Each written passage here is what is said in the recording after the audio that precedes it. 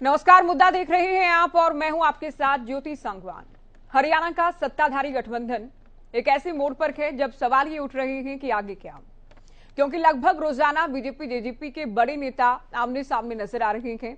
अब हरियाणा बीजेपी प्रभारी बिप्लब देब ने डिप्टी सीएम और जेजेपी को लेकर अब तक का सबसे तीखा पलटवार कर दिया है।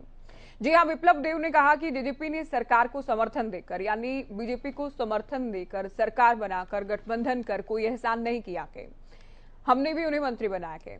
ऐसे में पूरे हरियाणा में संदेश ये जरूर गया है कि गठबंधन की कहीं ना कहीं उल्टी गिनती शुरू हो गई है। किस तरह की बयानबाजी हो रही है, क्या अटकलें लगाई जा रही हैं और बयान क्या बड़े संकेत दे रहे हैं, चर्चा होगी। पहले रिपोर्ट आप देखिए।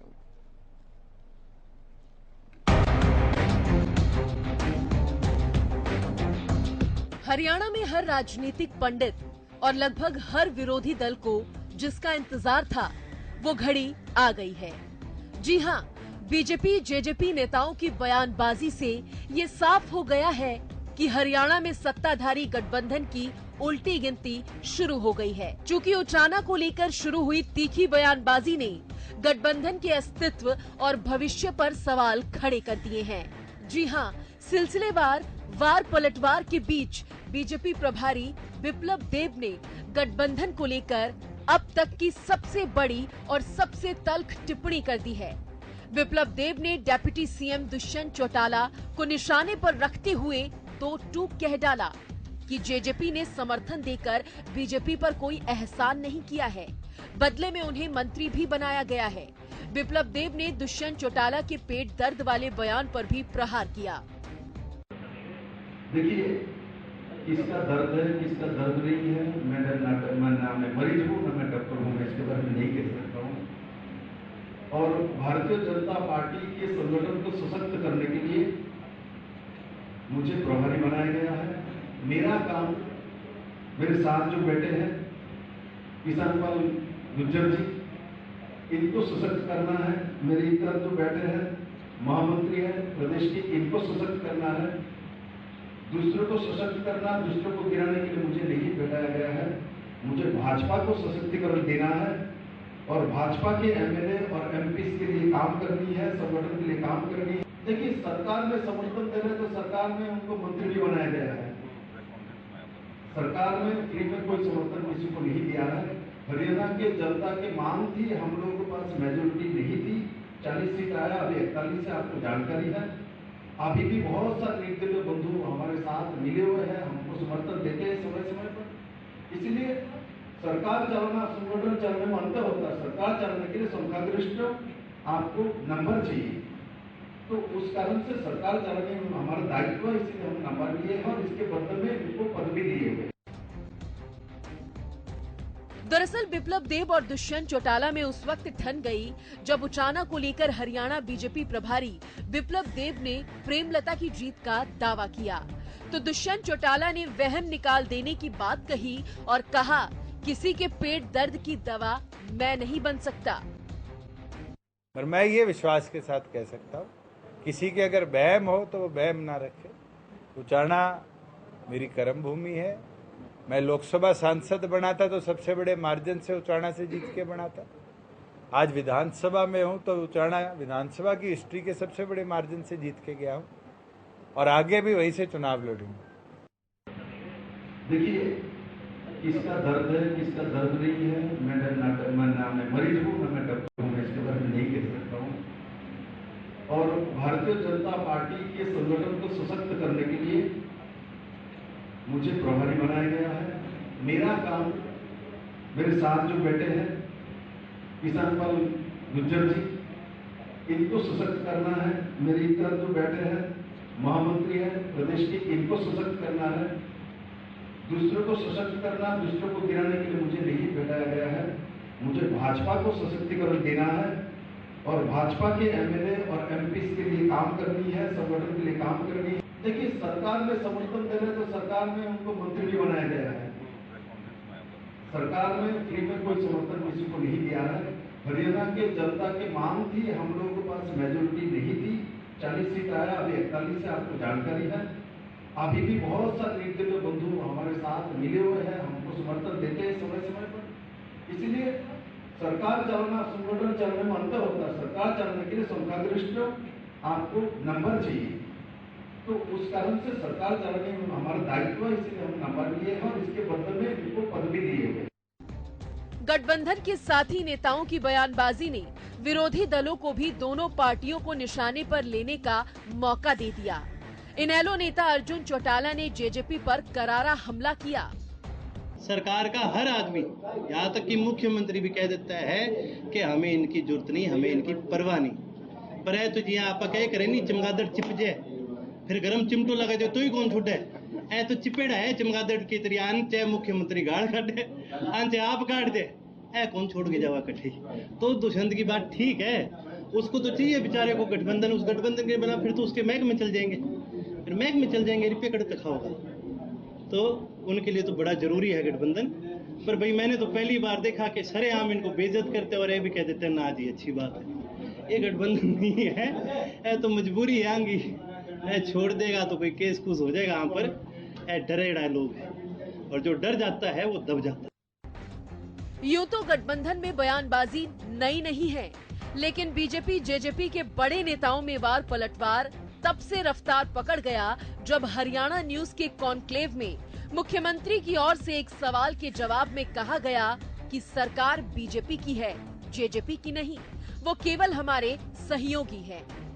आपकी जो सहयोगी पार्टी है, साथी पार्टी है, 5100 रुपए का वादा किया गया था, आप लोगों का शायद 3100 या 3000 रुपए 3000 का है। तो सर ये कैसे, ये जो अंतर है, चूंकि काफी बड़ा अंतर है, तो इसे कैसे कवर किया जाएगा? नहीं, हमने कहा है हम इस टर्म में 3000 ही करेंगे, इससे ज्यादा नहीं करेंगे, क्योंकि हमने 3000 का वादा किया था, 3000 हम देंगे। हमने कभी 5100 की बात नहीं कही है। अब हमने जो किया कहा है वो हमने किया, और सरकार तो मुख्य रूप से बीजेपी की है, तो ये बड़ी सरकार बात कोई जेजेपी की नहीं है। जेजेपी हमारा सहयोग कर रही है, लेकिन कभी हमने उनकी बात मानी नहीं।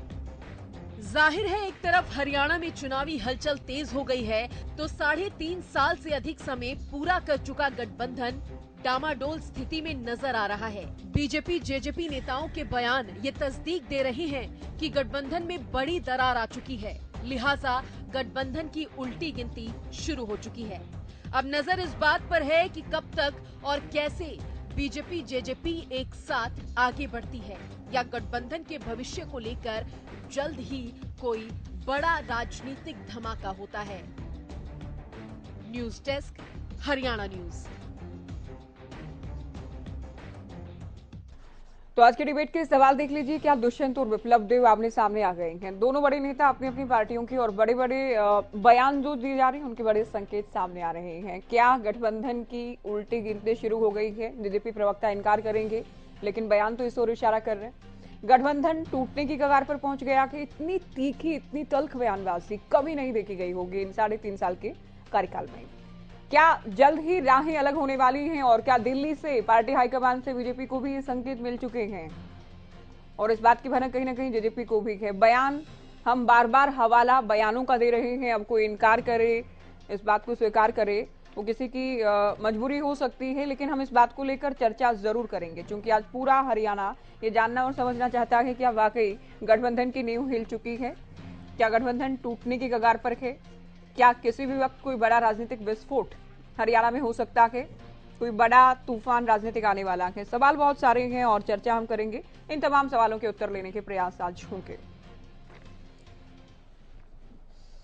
चलिए, कुछ खास मेहमान हमारे साथ जुड़ गए हैं। हरियाणा बीजेपी से सत्यव्रत शास्त्री जी हमारे साथ हैं, जेजेपी प्रवक्ता हमारे साथ विवेक चौधरी जी चर्चा में जुड़े हैं, रमन सिंह प्रवक्ता कांग्रेस हमारे साथ डिबेट में जुड़े हैं, इनेलो प्रवक्ता रजत पंजेटा जी हैं, आप प्रवक्ता सुखबीर तंवर जी हमारे साथ जुड़े हैं। स्वागत है सभी का। शुरुआत विवेक जी आपसे।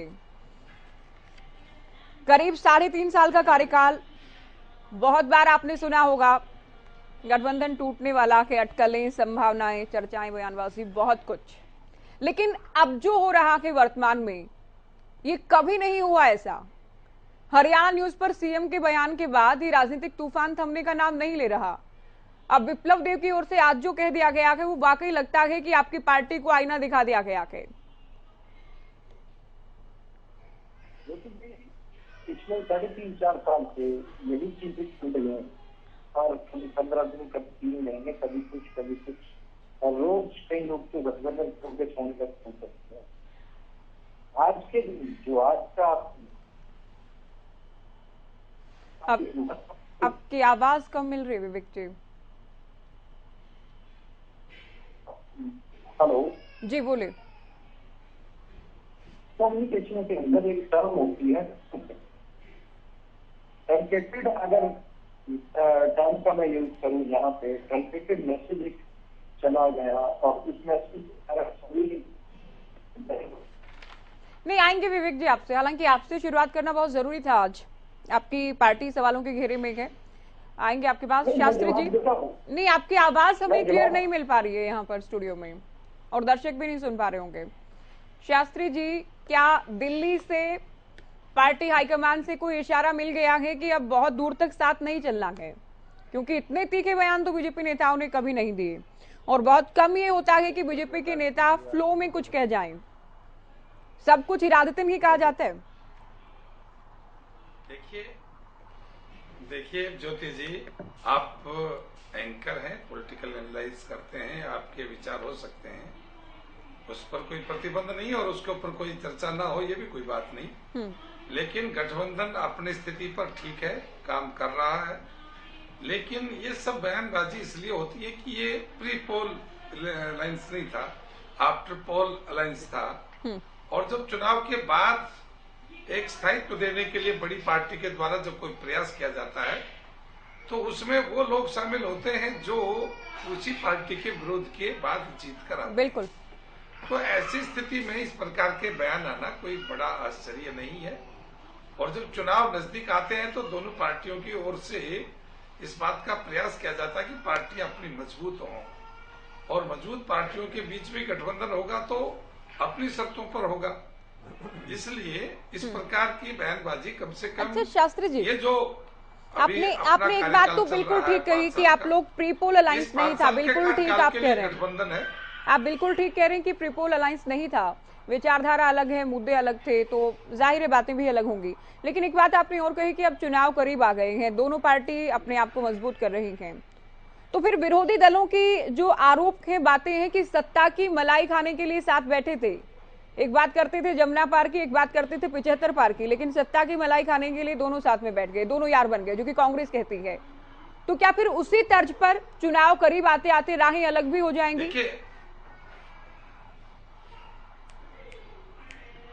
देखिए ज्योति जी, भारतीय जनता पार्टी का कोई नेता और कार्यकर्ता मलाई जैसे शब्दों में विश्वास नहीं रखता, और यदा कदा भारतीय जनता पार्टी के कार्यकर्ताओं के और नेताओं के बयान से साबित होता है कि भारतीय जनता पार्टी का नेता और कार्यकर्ता मलाई और सत्ता की लोलुपता के लिए काम नहीं करता, उन्हें किया उसने। अच्छा, ये राजनीतिक समझ हो सकती है, राजनीतिक पार्टियों के जो एजेंडे, जो मैनिफेस्टो उनके होते हैं सत्ता में आने के लिए, उनके हो सकते हैं, लेकिन कम से कम भारतीय जनता पार्टी का नेता कार्यकर्ता इस प्रकार की एडजस्टमेंट के लिए नहीं, क्योंकि हरियाणा की जनता ने उस समय जो 40 सीटें दी थी, सबसे बड़ी पार्टी भारतीय जनता पार्टी थी, और उसका दायित्व, नैतिक दायित्व बनता है कि इतनी सीटें लेने के बाद एक नया चुनाव और एक दोबारा से चुनाव हरियाणा की जनता पर न थोपा जाए, उसके लिए मिनिमम जो कुछ हो सकता है वो करना चाहिए। और उसके पास दो विकल्प थे उस समय के, निर्दलीय जो बहुत से साथी हमारे ही थे, उनको साथ लेकर केवल उन्हीं के साथ चला जाए, और एक छोटा राजनीतिक दल जिसकी भारतीय जनता पार्टी के, जो कांग्रेस के साथ जिसकी विचारधारा कभी मेल नहीं खाई, उनके पूर्वजों की भी नहीं खाई, वो भारतीय जनता पार्टी के स्वाभाविक साथी हो सकते हैं, ऐसा विचार करके ये कार्यक्रम किया गया था। ठीक है। और उससे गठबंधन ने अपनी ईमानदारी के साथ जो जितना संभव हो सकता था, जितना किया जा सकता था, वो भरसक प्रयास करके दोनों ओर से इस गति को यहाँ तक लेकर आए हैं। अब क्योंकि चुनाव में जो कहना चाह रहा था, जिसका आप उत्तर चाह रहे हो कि अब चुनाव है, और चुनाव यदि गठबंधन में भी होंगे तो गठबंधन के नेता भी बैठेंगे और वो तय करेंगे कि कितनी सीटों पर कौन और किस स्थिति में कौन। तो अब स्वाभाविक बात है कि लोकसभा की 10 सीटें जो है भारतीय जनता पार्टी के हैं, और सभी सांसद सीटिंग हैं, तो भारतीय जनता पार्टी के लिए ठीक है, आसान नहीं है कि वो अपने सीटिंग अभी दुखद है, हालांकि 9 हो गए हैं अभी, दिया जाए। ठीक है, इसलिए इस प्रकार की बातें।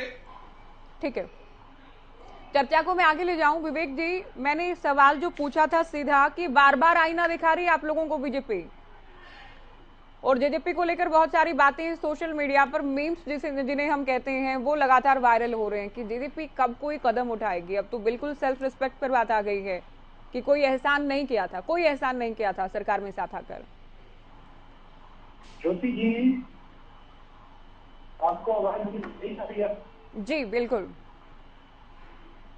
एहसान किसी ने किसी को कोई नहीं किया था ज्योति जी। हरियाणा प्रदेश के विकास को गति देने के लिए जो जनता ने मैंडेट दिया था उसको साथ लेके सरकार बनाई थी। आज जो मैं शुरुआत में बात कह रहा था कि एक आपके मास कम्युनिकेशन के अंदर टर्म होती है ट्रंकेटेड मैसेज। ट्रंकेटेड मैसेज ही था जिसके कारण आपका बयान जो आया या कहा गया। माननीय ऋषभ चौटाला जी ने जी के बारे में कुछ नहीं था, और जब पत्रकारों से सवाल पूछा गया, पत्रकारों द्वारा सवाल पूछा गया उनके बारे, तो उन्होंने ये भी जवाब देने का काम किया कि वो अपने पार्टी के प्रभारी हैं और अपने कार्यकर्ताओं में जोश भरने के लिए ऐसी बातें करते।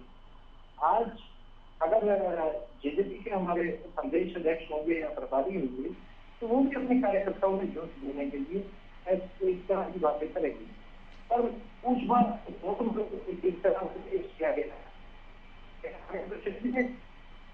आपकी आवाज में फिर से कोई दिक्कत है? देखिए भाई विवेक जी, लेकिन मैं एक बात, अगर आप उत्तर दे पाए तो मैं आवाज के लिहाज से बात कर रही हूँ, तो ये तो और भी ज्यादा सोचने की बात हो जाती है कि दुष्यंत ने तो कुछ कहा ही नहीं था विप्लव देव को लेकर, और विप्लव देव इतनी बड़ी बात कह देते हैं, तो ये तो फिर एक तरफा प्रहार चल रहा है ना कि उनके ही विधानसभा क्षेत्र को लेकर कह दिया कि दीदी जीतेंगे इस बार, और फिर कह दिया कि कोई एहसान नहीं किया था गठबंधन करके, हमने भी मंत्री बनाया था।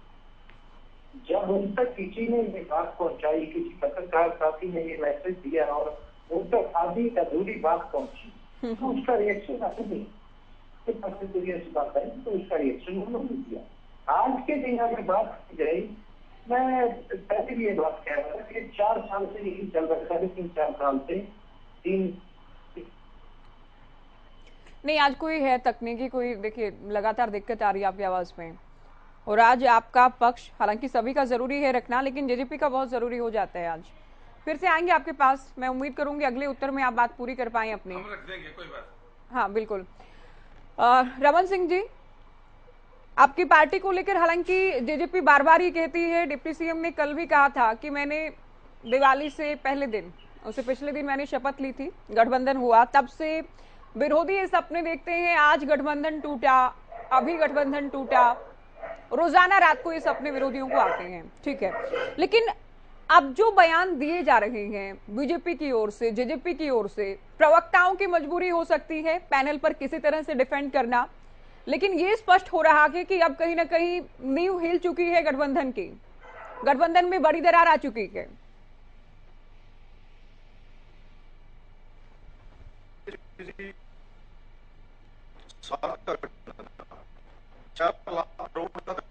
करोड़ हरियाणा झेल रहे हैं इस गठबंधन की वजह से। मैं एक बात पूछना चाह रहा हूं, जो लोग सत्ता की कुर्सी पर विराजमान हुए थे, वो लोग जमुना यमुना पार के नारे देकर, ऐसा क्या हुआ कि 2 दिन के अंदर ये लोग सत्ता में आ गए? हमें इस बात का विरोध नहीं है, गठबंधनों में सरकार पहले भी रही है और आगे भी भविष्य में हो सकता है रहे, लेकिन मैं एक बात पूछना चाहता हूं, इस सरकार में आज विप्लव देव जी जो कि इंचार्ज हैं बीजेपी के, किया जा सकता। और देखो, इन दोनों पार्टियों में इस तरह के मतभेद हुए या मनभेद में इस तरह के मतभेद हुए या मनभेद हुए हैं, हम इस पे राजनीति नहीं करना चाहते, हम इससे आगे बढ़ना चाहते हैं कि इस गठबंधन से लगभग 4 साल में हरियाणा को क्या मिला। हरियाणा को शराब घोटाला मिला, हरियाणा को पीडब्ल्यूडी घोटाला मिला, हरियाणा को ये हरियाणा के बच्चों को मिला। ये कैसी सरकार थी जिसमें 4 लाख करोड़ का कर्ज आज हरियाणवी झेल रहे हैं? ये गठबंधन था। मैं पूछना चाहता हूं, केंद्र में राज्य में एक सरकार होने के बावजूद मानते हैं हरियाणा में गठबंधन था, सरकार होने के बावजूद मानते हैं हरियाणा में गठबंधन था, लेकिन एक इंजन की सरकार ही कह सकते हैं हम। इनके हर रोज डबल आते थे, हम ये नहीं कहते सरकार टूटेगी, क्या रहेगा वो आगे आने वाले भविष्य में तय होगा, लेकिन जब पेंशन का मुद्दा हो तब इनकी बातें अलग हैं। हम एक बात पूछना चाहते हैं, ये लोग कहते हैं कि उचाणा का इलेक्शन है, बल्लभदेव जी मिसेज वीरेंद्र साहब की वाइफ को मिसेज प्रेमलता जी को लड़ाना चाहते हैं, वो इनके अंदरूनी मामले हैं। हम सिर्फ एक बात पूछना चाहते हैं, जो इतने घोटाले हो गए उन पे ये सरकार क्या करेगी? चलो मान लेते हैं ये लोग कहते हैं गठबंधन नहीं टूटता, तो अब की बार ये लोग किस नारे पे चुनाव लड़ेंगे? क्या जेजेपी यमुना पार का जमुना पार का नारा देंगी, या फिर बीजेपी कहेगी कि हम तो अब की बार अकेले लड़ेंगे? ये सबसे बड़ा सवाल होगा आने वाले टाइम में, अगर इनका गठबंधन रहा तो। लेकिन मैं एक बात पूछना चाहता हूँ, इतने घोटाले होना और बहुत कुछ जग जाहिर है, विकास नाम की कोई चीज नहीं हुई 4 साल में। पेंशन पे ये लोग लड़ रहे हैं, नौकरियों पे लड़ रहे हैं। और दूसरी बात, उसके बाद मैं आपको एक चीज बड़ी जिम्मेदारी से कह सकता हूँ, मुझे नहीं पता इनका गठबंधन रहेगा टूटेगा, वो भविष्य तय करेगा, लेकिन अगला उचाना से विधायक कांग्रेस का होगा, ये बात आज आप लिख लो। और दूसरी बात, उसके बाद में एक बात ये आपको जरूर कहना चाहूंगा, जो इस गठबंधन सरकार में घोटाले हुए हैं, कांग्रेस सरकार आते ही इन सब की जांच करेंगे। और मैं आपको बड़ी जिम्मेदारी से कह रहा हूं, जो इस चीज के लिए दोषी है उसको बख्शा नहीं जाएगा, किसी भी संदर्भ में बख्शा नहीं जाएगा। और ये बात मैं आज बड़ी जिम्मेदारी से कांग्रेस पार्टी का प्रवक्ता होने के नाते कह रहा हूँ। रजत जी, अभी अर्जुन चौटाला को हमने सुना, हमारी पैकेज में रिपोर्ट में हमने उनकी बाइट भी लगाई, बागड़ी अंदाज में, अभय चौटाला स्टाइल में उनकी ओर से कहा गया कि ये जेजेपी वाले चमगादड़ हो गए हैं कि इनको चिमटे से खींचकर भी अगर उतारा जाएगा तो ये पीछा नहीं छोड़ने वाले हैं, कितना ही इनको बेइज्जत किया जाए, कितना ही इनको आईना दिखाया जाए, लेकिन ये बीजेपी का पीछा नहीं छोड़ने वाले हैं। क्यों लगता है अर्जुन चौटाला को या इनेलो को ऐसा?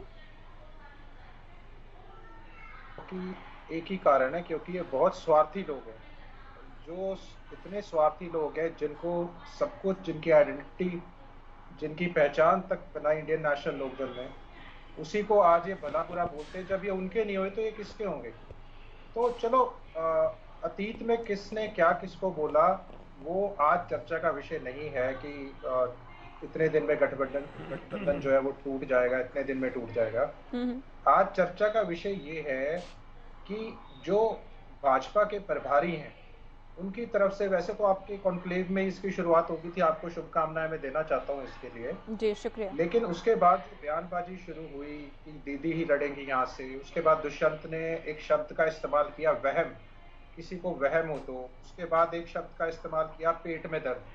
तो भाजपा के जो प्रभारी है उन्होंने कहा ना तो मेरे पेट में दर्द है, ना मैं डॉक्टर हूँ, और उन्होंने कहा कुछ भी फ्री में, ये फ्री शब्द को भी देखा जाए कि फ्री क्या है, ये फ्री शब्द नहीं है।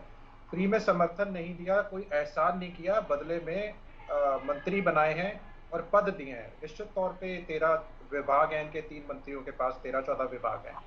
और जो मलाई का शब्द है वो मलाई शायद फ्री का ही जो आकलन कर सकते हैं शास्त्री जी कि मलाई किसे कहते हैं। लेकिन उन्होंने ये कहा कि मेरा काम भाजपा, जजपा को मजबूत करना नहीं है, मेरा काम भाजपा को मजबूत करना है। उन्होंने इस शब्द का भी इस्तेमाल किया कि ये हम बैसाखी को मजबूत क्यों करें। अब कुछ नेताओं ने पीछे ये भी कहा था कि सरकार तो भाजपा की है, लेकिन सरकार का जो सत्ता का सुख है वो कोई और भोग रहा है, यानी कि जजपा वाले भोग रहे हैं। उसका जो अब आप चमगादड़ वाली जो उससे आकलन कर सकते हैं, वो देखिए जजपा जो अपने प्रोग्राम्स कर रही है, अपने खुद के अलग प्रोग्राम्स करती है, अपनी पार्टी की मीटिंग्स करती है, पब्लिक मीटिंग के बहाने इनकी अपनी मीटिंग्स होती हैं। उसके बाद अब ये राजस्थान का जो चुनाव है वो भाजपा के खिलाफ जो है कैप्टन वहाँ पे ये जो है है। आपकी ऑडियो ब्रेक हो रही है रजत जी। बिल्कुल नहीं आ रही आपको या ब्रेक होके आ रही है? ब्रेक होकर जी, बोले भी। हाँ, तो देखिए जो भाजपा के निर्दलीय चुने हुए विधायक हैं और जो भाजपा के विधायक और जो निर्दलीय चुने हुए विधायक है, आपने डिबेट में कहा था मेरे को एक बारी कि सरकार तो बिना जजपा के भी बन सकती है, तो उस ऑप्शन की तरफ भी अब भाजपा जो है वो ध्यान दे रही है, क्योंकि भाजपा के विधायक भी बैठे हैं और निर्दलीय विधायक भी बैठे। मैंने कॉन्क्लेव में रजत जी आपकी बात में एक और बात में जोड़ दूं, मैंने सीएम साहब से भी सवाल पूछा था कि आप लोगों ने गठबंधन किया, पिछली बार अकेले थे सरकार में, क्या अंतर देखते हैं और क्यों जरूरी था? तब उनकी ओर से भी कहा गया कि पार्टी हाईकमान ने विचार किया, फैसला लिया। निर्दलियों का भी हालांकि हमें समर्थन था।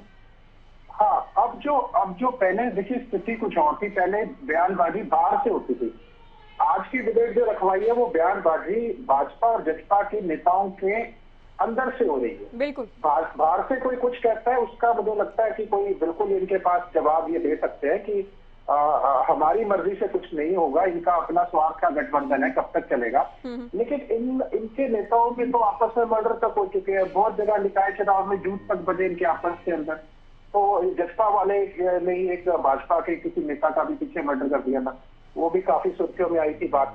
तो इनका तो जो भाजपा है वो देख रही है कि हमें इनकी जरूरत है क्या नहीं, और पार्टी की तरफ से तो मैं नहीं दे सकता, लेकिन मैं अपनी तरफ से जरूर, जो मेरे को अंदाजा लग रहा है, महीना तो मैं बड़ी लंबी बात कर रहा हूँ, अच्छा 2 हफ्ते में आपको कुछ ना कुछ देखने को निश्चित तौर पे मिल जाएगा। बिल्कुल, देखिए बयान तो बिल्कुल इस तरह के हैं कि कोई ना कोई इशारा संकेत तो मिल चुका है, बस ऐलान होना बाकी है। निश्चित तौर।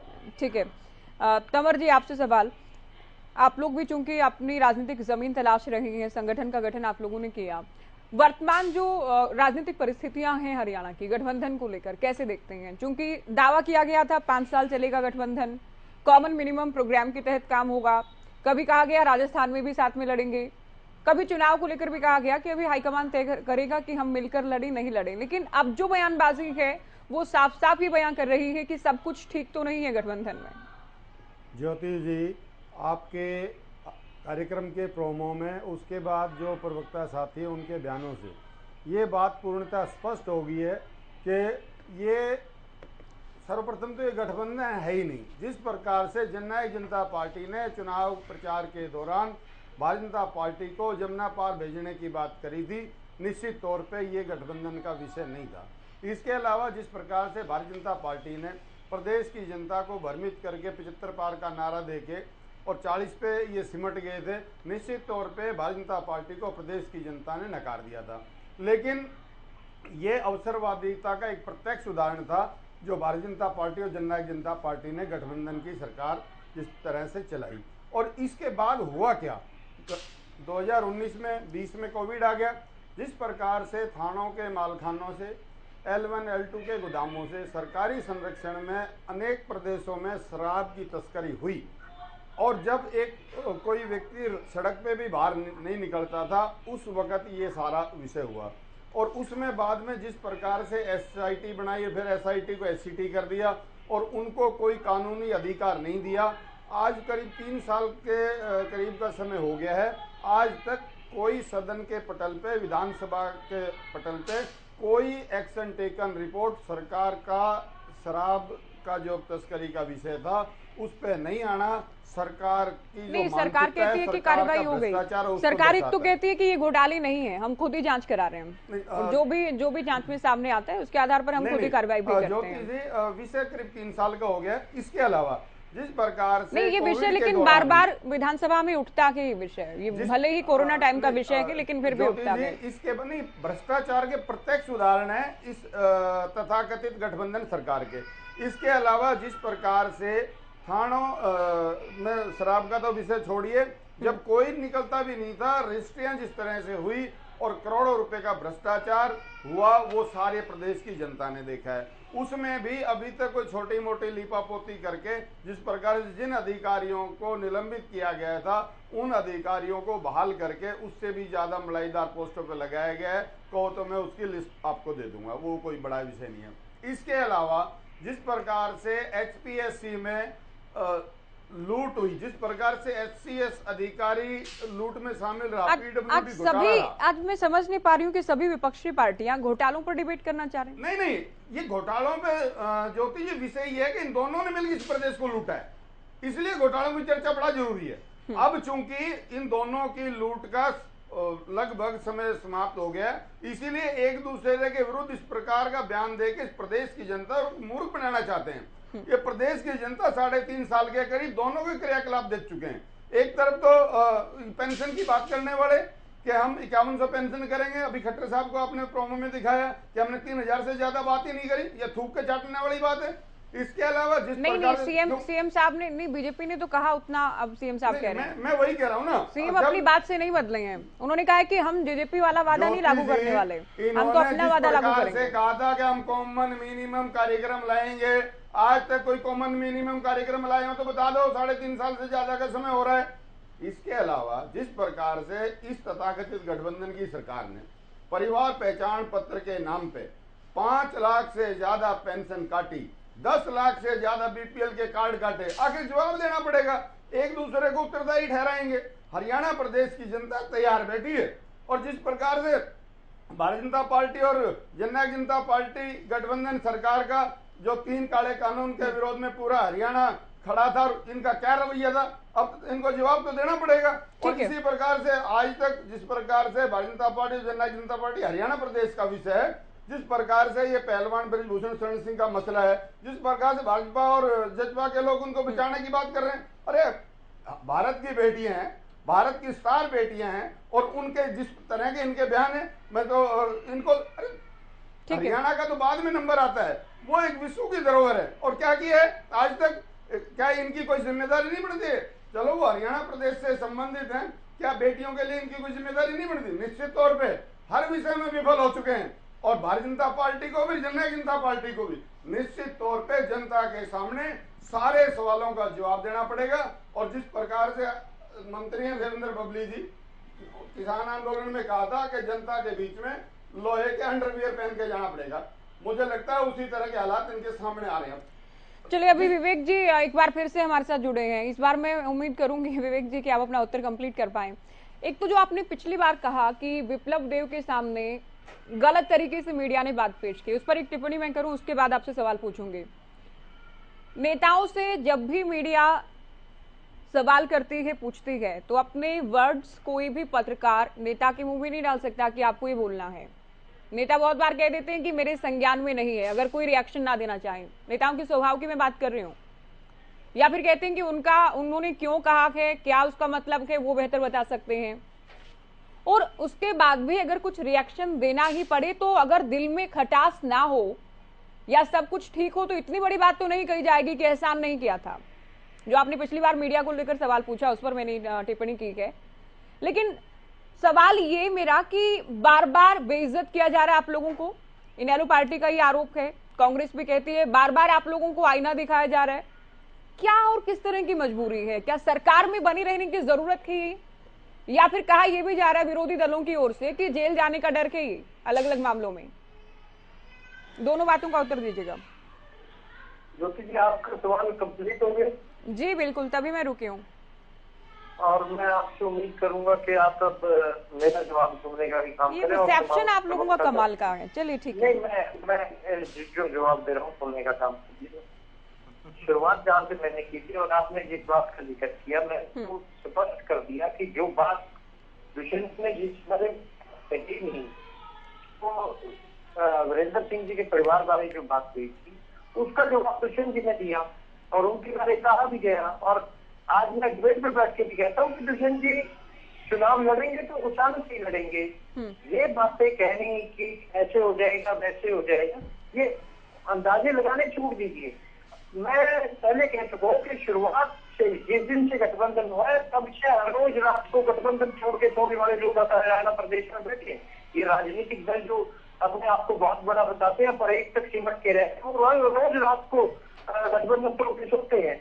और अफसोस की बात है और आप लोग शुरुआत से रटा बोलते हैं, लेकिन अब तो सत्ताधारी नेता बोल रहे हैं ना, अब विपक्ष थोड़ी ना बोल रहा है। रजत जी ने भी कहा। मैं क्या कह रहा हूँ, मेरे प्रवक्ता साथी अभी कह रहे थे कि 2 हफ्ते में बहुत कुछ बड़ा हो जाएगा।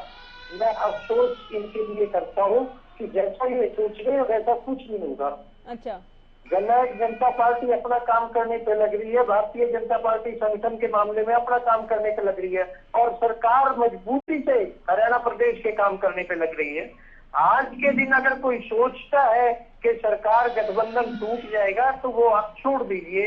इसलिए मैं आप लोगों के लिए सोच के लिए और आप लोगों की जो आशा है उसके लिए अफसोस व्यक्त करूंगा। पर जहां तक की बात रही, अभी मैं तमाम प्रवक्ताओं को सुन रहा था, बातें तरह तरह की जा रही थी। कुछ लोग मलाई खाने की बातें कर रहे थे। मुझे सोच आती है उनकी सोच पे भी और उनके नेता की सोच पे भी कि किस तरह की फुटपाथिया लैंग्वेज आजकल यूज करने लगे हैं, किस तरह की लैंग्वेज वो यूज करते हैं। और उनके साथ रहने वालों के ऊपर भी सोच आती है कि किस तरह वो उनको बर्दाश्त करते होंगे और किस तरह की सलाह देते होंगे। नहीं, ये तो सभी बातें करते हैं। ये तो दुष्यंत के वो बयान भी याद दिलाते हैं कि ब्याह खट्टर का फोटो मोदी का, ये तो सारी बातें करते हैं, जमुना पार वाली बातें भी करते हैं। बीच में ना टोकिएगा। नहीं विवेक जी, ऐसा कोई रूल नहीं है, मैं बीच में टोकती हूँ जब मुझे पूछना होता है।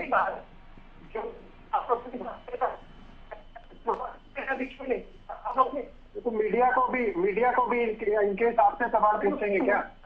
ये मीडिया को ज्ञान दे रहे हैं कि मीडिया ने सवाल गलत पूछ लिया।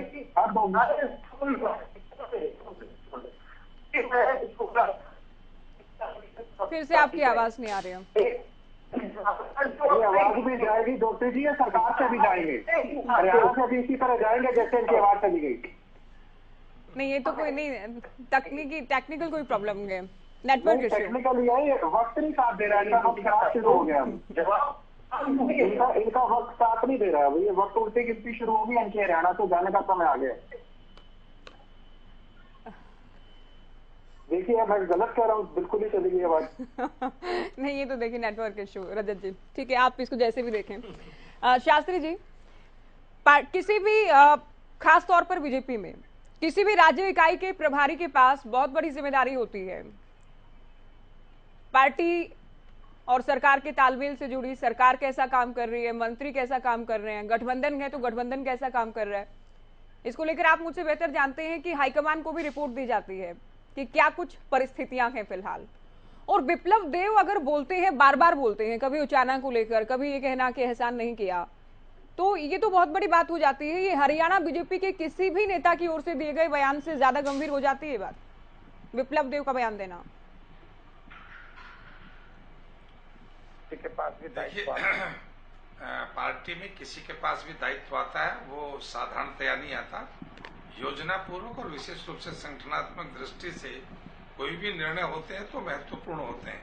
भारतीय जनता पार्टी में यदि पन्ना प्रमुख भी तय होता है तो सोचकर समझकर तय किया जाता है। तो प्रदेश प्रभारी तो एक बहुत बड़ी चीज है और उनका राजनीतिक कद इस बात से मापा जा सकता है कि त्रिपुरा जैसे स्टेट में वो पहले मुख्यमंत्री बने छोटी उम्र में, और उनका अपना प्रयास और राजनीतिक ताकत के आधार पर, तो इस प्रकार का व्यक्तित्व जब प्रभारी रहेगा तो वो अपने आधार के ऊपर प्रदेश में क्या किया जा सकता है और कैसे किया जा सकता है, इस विषय को लेकर वो अपनी प्रतिभा का पूरा प्रदर्शन करते हैं। और उसी के मद्देनजर उनका पहला टारगेट, क्योंकि आज वो फरीदाबाद में थे, कल वो दादरी में थे, मैं उस कार्यक्रम में था, प्रेस में भी था मैं, और उनका सीधा है कि मुझे 10 सीटें लोकसभा की है, ऐसा प्रदेश का प्रभारी बना गया था, और मैं 10 की 10 सीटें भाजपा के लिए प्रयास नहीं करूंगा तो मेरे काम का कोई औचित्य नहीं नजर आता। इसलिए मेरा पूरा प्रयास है कि भारतीय जनता पार्टी का जो पिछला प्रदर्शन था, शास्त्री उस जी प्रदर्शन को दोहराया जाए।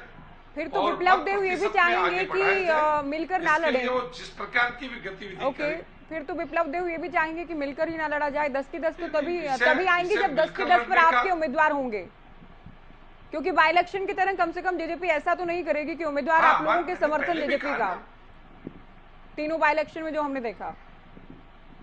देखिए, पहली बार भी मैं कह रहा हूं, सुनिए, पहले भी मैंने कहा कि 10 के 10 लोकसभा सांसद हमारे हरियाणा के हैं और उनको किसी भी प्रकार से किसी का रिप्लेस करने का कोई कारण यदि होगा तो पार्टी विद इन पार्टी होगा, गठबंधन से नहीं। ये बड़ी चुनौती है और जजपा के लिए या गठबंधन के लिए या राजनीतिक परिस्थितियों के लिए कोई नई चीज नहीं, क्योंकि जजपा लोकसभा लड़े उसका कोई लाभ नहीं, भारतीय जनता पार्टी कोई सीट छोड़े उसके लिए कोई लाभ नहीं। अच्छा, इसलिए गठबंधन के ये तो बहुत बड़ी बात कह दी आपने। राजनीति के कारण से इस प्रकार के बयान आते हैं जी, ये तो बहुत बड़ी बात कह दी शास्त्री जी कि लोकसभा साथ में मिलकर लड़े, इसका तो कोई आधार ही नहीं बनता है, क्योंकि पिछली बार इनकी एक भी सीट नहीं थी और आप लोगों की 10 की 10 थी।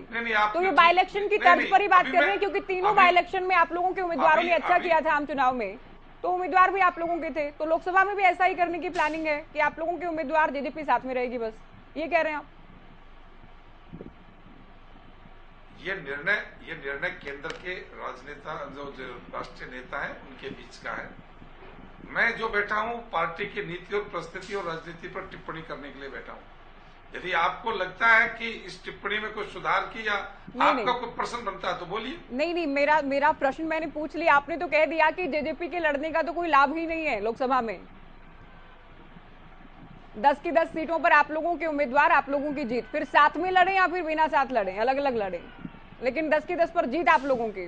तो गुंजाइश ही नहीं बचती फिर तो हाईकमान के मंथन करने की या गठबंधन की संभावनाओं पर चर्चा करने की। अरे ये राजनीतिक छोटी टिप्पणी है आपकी। नहीं शास्त्री जी, कमाल करते हैं। लोकसभा के चुनाव में गठबंधन ना हो, अरे सुनिए तो भाई, सुनाइए। ऐसा नहीं है कि एक तरफा कोई बात चली जाए। लोकसभा का चुनाव, राज्यसभा का चुनाव, किस पार्टी की क्या स्थिति है, उसका कैडर क्या है, उसको आवश्यकता क्या है राजनीति में आज की, इन सब परिस्थितियों पर गठबंधन में चर्चा होती है और उस चर्चा के आधार के ऊपर ही आगे चीजें बढ़ती हैं। आज मैंने जो कहा उसके लिए कोई, मैं ऐसा नहीं कि मैंने ऐसे ही कह दिया और ऐसे होता है, ऐसा नहीं है। ये चीजें किसकी कहाँ आवश्यकता है और किसकी कितनी जरूरत है, ये हम और आपसे ज्यादा बेहतर वो लोग जानते हैं जो सत्ता में और सरकार में। डेफिनेटली। और मुझे ठीक है, अभी आपका उत्तर आगे आपने क्लियर भी कर दिया आपने क्या कहा, लेकिन शास्त्री जी मैं भी क्लियर कर दूं, मैं कोई छोटी टिप्पणी करने के इरादे से नहीं बैठती हूँ डिबेट में। आपने जो बात कही उसको दोहराकर मैंने सवाल पूछ लिया, आपको छोटी टिप्पणी लगती है। आपने ही तो कहा कि 10 की 10 सीटें बीजेपी की, जेजेपी के लड़ने का फायदा नहीं लोकसभा में, तो 10 की 10 मैंने ये पूछा कि दोनों ही परिस्थितियों में कि अलग लड़ेंगे तो भी 10, इकट्ठे लड़ेंगे तो भी 10। मैं आपकी बात को कह रही हूँ कि लोकसभा का चुनाव का गठबंधन और विधानसभा का गठबंधन एक ही होते हैं। ये कहा का विधानसभा से पहले तो सर आप जानते हैं, विधानसभा से पहले तो लोकसभा आएगा, या फिर ये करेंगे लोकसभा में अलग लड़ लेंगे, विधानसभा में फिर साथ हो जाएंगे। कमाल करें शास्त्री जी। रजत जी कुछ बोलना चाह रहे हैं? पंजेटा जी। नहीं, आप सीएम बोल चुके हैं, मैं कम से कम वो भी धनखड़ बोल चुके हैं। मैं बिल्कुल गंभीर हूँ और इस विषय को बड़ी गंभीरता से और जिम्मेदारी के साथ आप जिस प्रकार से इस प्रकार की हल्की टिप्पणियां करके, नहीं मैं कोई हल्की टिप्पणी नहीं कर रही हूँ शास्त्री जी, मुझे आपके लिए शोभा नहीं देता।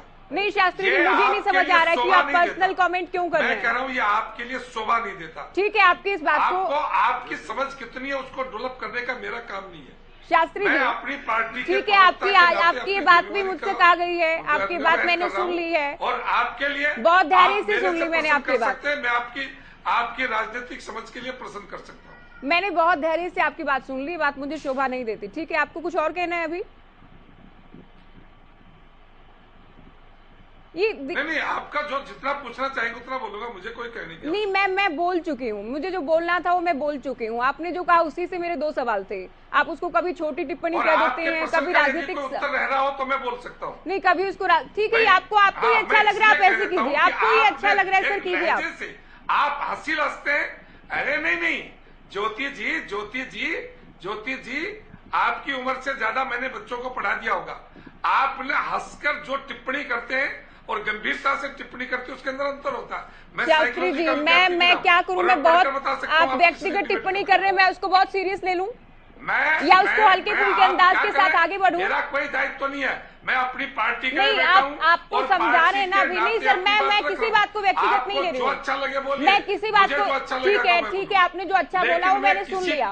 मैं किसी के द्वारा मजाक के रूप में नहीं, ये मजाक नहीं था सर, ये मजाक नहीं था। नो, ये मजाक नहीं था, ये मजाक नहीं था, उसको हल्का मानता हूँ। ये मजाक नहीं था शास्त्री जी।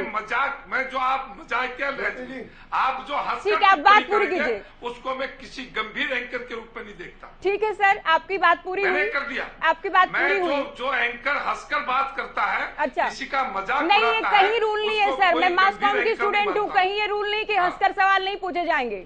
आपका रूल ठीक है, आपका सुझाव आ गया मेरे पास। रूल से चलते हो, मैं प्रवक्ताओं को भी नहीं सिखाऊंगी प्रवक्ता कैसे उत्तर दें, और आपसे उम्मीद करूंगी कि प्रवक्ता भी ना सिखाएं एंकर कैसे सवाल पूछे। आपको सीखने की आवश्यकता है, आपको भी सीखने की हो सकती है सर, लेकिन मैं व्यक्तिगत चीजों में नहीं पढ़ूंगी सर। मैं इस टॉपिक पर चर्चा के लिए बैठी हूँ, मैं उम्मीद करूंगी आप टॉपिक पर बात करें। मैं वसूल से चलता हूँ, नहीं आपकी रूल में होगा नहीं समय। शास्त्री जी आप मुझे नहीं समझ आ रहा है किस बात को इतना व्यक्तिगत ले रहे हैं। मैं किसी बात को पर्सनल लेने के लिए नहीं बैठी हूँ, मैं विषय पर चर्चा के लिए बैठी हूँ सर। मुझे नहीं समझ आया आपको कौन सी बात इतनी व्यक्तिगत आपने ले ली, और सभी नहीं सर देखिए मैं इस बात पर नहीं, इज्जत करूँ ये मेरा कोई अधिकार। शास्त्री जी की ऑडियो डाउन करें। व्यक्तिगत चर्चा के लिए नहीं बैठी हूँ सर मैं यहाँ पर। व्यक्तिगत आपकी कितनी उम्र है कितनी नहीं है, आप एक पार्टी के प्रवक्ता हैं, और मेरी कितनी उम्र है नहीं है, मैं एक चैनल की एंकर हूं।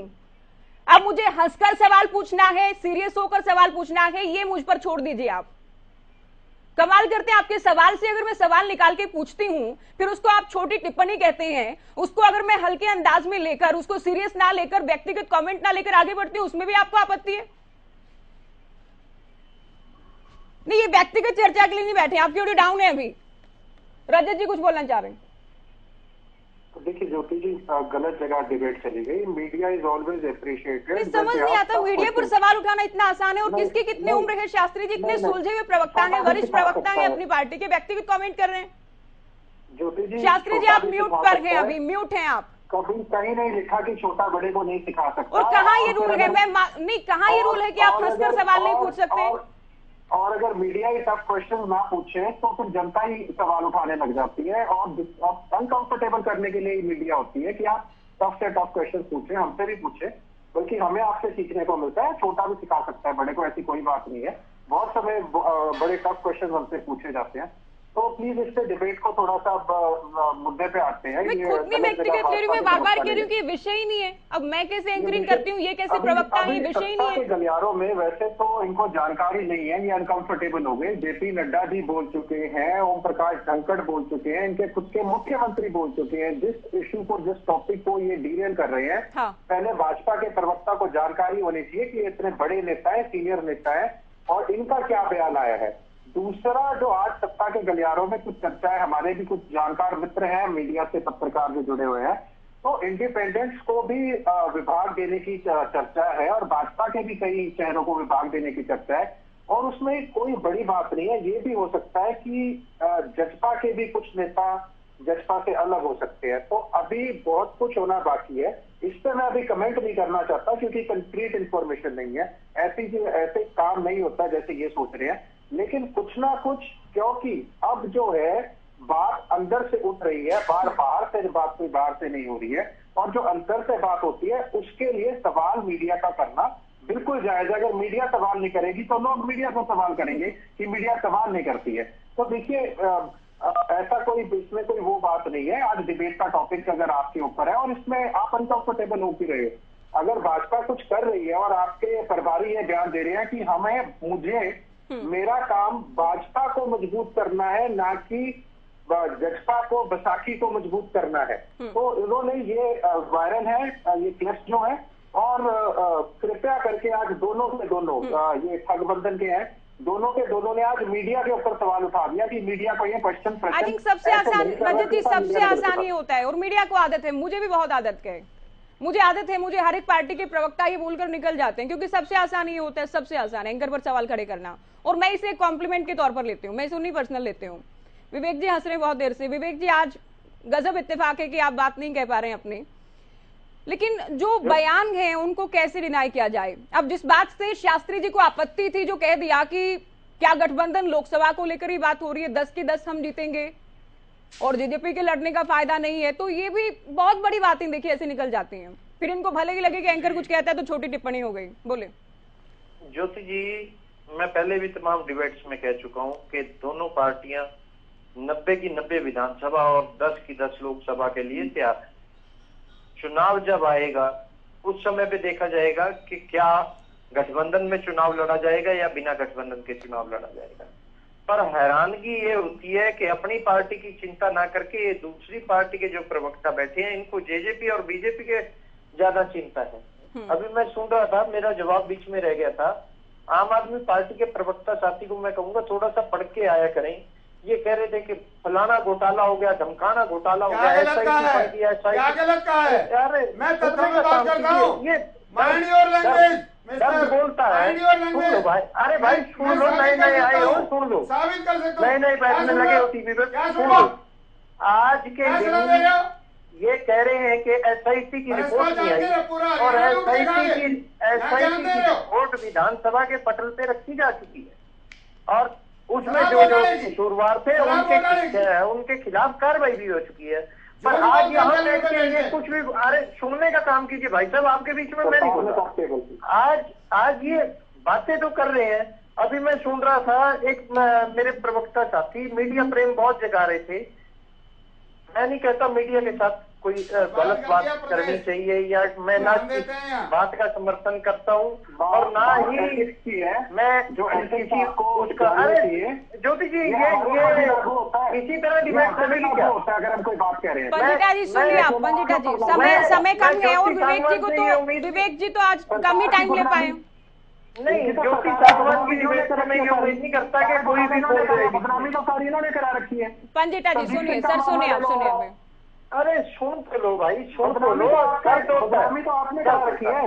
नहीं, मीडिया सर, मीडिया दिल पर नहीं लेता। जो सच्चे मीडिया चैनल्स हैं या एंकर्स हैं, उन्हें सरकार से जुड़े नेता चाहे जो कहें, वो विपक्ष के फेवरेट होते हैं। हालांकि अपने नेता को हम तो दूसरे दलों को लेकर बात करते हैं तो विपक्ष को भी आपत्ति हो जाती है। काम करते हैं, अपने नेता को बताओ जो समय समय पे मीडिया के ऊपर टूटने का काम करते हैं, हमें ना बताओ। तो मीडिया के बारे में अच्छी तरह जानते हैं। कहाँ डिबेट चली गई है आज? कहाँ डिबेट चली? कहीं ना कहीं एसआईटी का इन्होंने एसआईटी का जवाब सुन ले, तकलीफ हो रही है, तकलीफ है।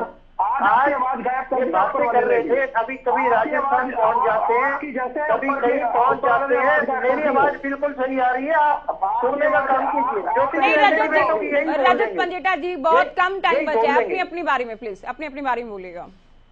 ज्योति जी, इनको तकलीफ हुई कि जेजेपी राजस्थान चली गई या कहाँ चली गई। जेजेपी तो तमिलनाडु तक जाके प्रोग्राम करके आई है और करेगी भी। हमारी पार्टी है, हमारी पार्टी का विस्तार हम कर रहे हैं जहाँ तक रही हरियाणा पर। अरे सुनने के बाद सुनने की बात, रजनीकांत जी भाई जी पंडिता जी का काम करो। पंडिता जी आप ना सिर्फ और सिर्फ यहाँ बैठ के शोशेबाजी ना करिए। जिस टाइम भाई पतंग लूटते थे उस टाइम से प्रवक्ता हूँ, जिस टाइम तो पतंग लूटता था उस टाइम से प्रवक्ता हूँ। हमारे क्या व्यक्तिगत टिप्पणी हो रही है? एक तरफ शास्त्री जी कह रहे हैं आपकी उम्र है, उससे ज्यादा मैं राजनीति कर चुका हूँ। आप कह रहे हैं कि रजत जी जिस वक्त पतंग लूटते थे उस वक्त से आप प्रवक्ता हैं। ये क्या, किस बात की ईगो समझ नहीं आ रहा है, किस बात की ईगो पे ले रहे हैं आप लोग? ये बीच में बोल क्यों रहे हैं? पंडिता जी सर, समय नहीं है बिल्कुल भी। मैं भी आपसे बार बार निवेदन कर रही हूँ कि आप शांति से सुने। मैं बार बार एक बात कह रहा हूँ, ये बीच में बोल रहे हैं। आप कंप्लीट कीजिए। यही काम है। आज ज्योति जी मजबूती से गठबंधन चल रहा है। जो बीच में बयानबाजी की आपने बात की उसका मैंने पहले ही जवाब दे दिया। और जो काम हम कर रहे हैं, कोई 2 हफ्ते का ही, कोई 4 हफ्ते का ही, कोई महीना का ही, मजबूती से सरकार चल रही है, सरकार अपना काम कर रही है। ठीक है, तंवर जी भी कुछ कहना चाह रहे हैं। आखिरी कमेंट आपका। एक तो देखिए चिल्ला चिल्ली में बहुत वक्त बर्बाद होता है, जो कि आज हुआ भी आज। जिस प्रकार से भारतीय जनता पार्टी के प्रवक्ता ने अपने मुंह से बात कही और आपके साथ जिस प्रकार से विवाद किया, निश्चित तौर पे अपने कहे शब्दों को थूक के चाटने वाली बात है। बाद में मैं निवेदन करूंगा सत्यवर्ती जी कि जो आपने बात कही थी और जो विवाद हुआ वो देखना एक बड़ी गलती किसकी थी। इसके अलावा जिस प्रकार जनता पार्टी के प्रवक्ता बात कर रहे हैं, निश्चित तौर पे हरियाणा में भ्रष्टाचार के नवीन आयाम स्थापित किया है भारतीय जनता पार्टी की, और या आने वाली जो भी सरकार है उसकी जिम्मेदारी होगी कि इस भ्रष्टाचार का पर्दाफाश करे। इसके अलावा आम आदमी पार्टी के बारे में मैं बता दूं ज्योति जी, वहम अहम पेट की मरोड़ दर्द इन सब का उपचार पंजाब की तर्ज पे किया जाएगा। जिस प्रकार से पंजाब में सबके पेट के दर्द, सबके दस्त, सबके मरोड़ सब ठीक कर दिए थे, उसी तरह से यहाँ हरियाणा में भी आम आदमी पार्टी सारा का सारा निदान करेगी। और उस निदान का आगाज परसों 8 जून को अरविंद केजरीवाल जी, राष्ट्रीय संयोजक आम आदमी पार्टी, और पंजाब मुख्यमंत्री पंजाब परसों 8 जून को हरियाणा की राजनीतिक राजधानी जींद से करेंगे और आप सभी आपके चैनल के माध्यम से सारे प्रदेशवासियों को आमंत्रित करता हूं। रमन जी, आखिरी कमेंट आपका संक्षिप्त में बहुत। ज्योति जी, मैं आपको बड़ी मजबूरी से एक बात कह रहा हूं, आप डिबेट करना थोड़ा सा सीखें। आपने मुझे 1 घंटे से बिठा रखा है, मुझे आपने 3 मिनट दिए। जिस प्रवक्ता ने आपको इस तरह से डांटा है, आपने उसके साथ 30 मिनट खराब कर दिए। 2.5 करोड़ हरियाणवी भी देख रहे हैं, अहम मुद्दा था। आपने 30 आप लोग अपना ट्रेनिंग स्कूल क्यों नहीं शुरू कर लेते? रमन सिंह, बातों में कांग्रेस अपना ट्रेनिंग स्कूल शुरू कर लेना एंकरिंग सिखाने का। आप अपना डिबेट का तरीका ठीक करिए। सर, मैं इसी तरीके से डिबेट होगी यहाँ पर। मैं खुद कहती हूँ कि चिल्ला चिल्ली करते हैं, एक दूसरे का वक्त बर्बाद करते हैं आप लोग। मैं खुद ये कह रही हूँ, मैं एक दूसरे के समय में बोलने वाले प्रवक्ताओं से मैं खुद परेशान हूँ। इनके ऑडियो डाउन कीजिए। सर, बहुत बार हो जाते हैं और मुझे भी खेद है कि आपको समय कम मिल पाया। मुझे खुद इस बात का खेद है और मैं हर बार कहती हूं कि आप लोग एक दूसरे के समय में बोलते हैं, एक दूसरे का वक्त बर्बाद करते हैं। मुझे इस बात का खेद है आपको कम समय मिल पाया, लेकिन ये एंकरिंग सिखानी, आप लोग अपने विषय पर रिसर्च करके आए एक प्रवक्ता के नाते। मैं भी उम्मीद करती हूं सभी से। बहुत शुक्रिया आप सभी का चर्चा में आने के लिए। तो गठबंधन को लेकर चर्चा हमने की है और क्या भविष्य को लेकर जो बयान अब से सामने आ रहे हैं उनके संकेत हैं, क्या कोई बड़ी खबर गठबंधन से जुड़ी आ सकती है, क्या वाकई बड़ी दरार गठबंधन में आ चुकी है, इसको लेकर चर्चा की। फिलहाल दीजिए इजाजत, नमस्कार।